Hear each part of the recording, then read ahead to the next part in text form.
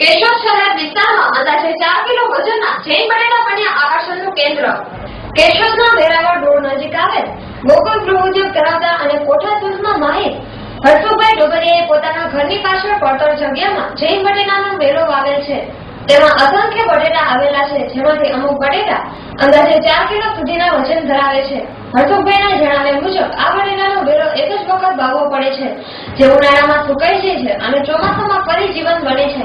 અને આ જૈન બટેટાનું શાક ખૂબ જ સ્વાદિષ્ટ બને છે અને ઉત્પાદન પણ પુષ્કળ થાય છે। હરસુભાઈએ 500 થી પણ વધુ ખેડૂતોને વાવવા માટે વિનામૂલ્યે બટેટા આપેલા છે। હાલમાં હરસુભાઈના ઘરે જૈન બટેટા જોવા માટે અસંખ્ય લોકો આવી ચૂક્યા છે। અહેવાલ અનિરુદ્ધ બાબરિયા સાથે એબીસી ન્યૂઝ કેશોદ।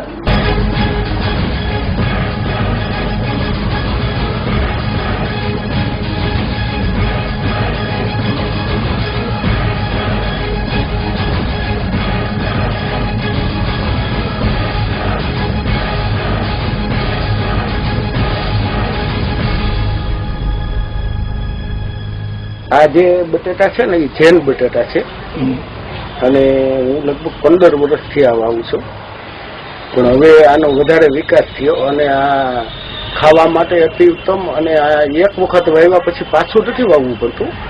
જે કંટોલી આપણે હોય અને ઘાસની રહીત આવે એટલે એ પાછું થાય અને ખાવામાં શાકમાં અતિ ઉત્તમ, જેના કરે આ વિદેશથી મગાવતા અને અત્યારે અહીંયા આપણે ઘણા ખેડૂતોને હું આપું જ છું અને ઘણા 500 જણાએ ગઈ સાલ વવરાવ્યા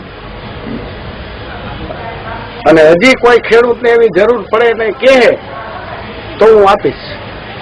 અંદાજે આ કેટલા કિલોના વજનનો હશે? આ લગભગ 4 કિલો થાય, આ 3 કિલો થાય। આનો મારે શેપ તુંબડી જેવો બનાવવો તો એને હિસાબે એવું થઈ ગયું, નકર ગોળ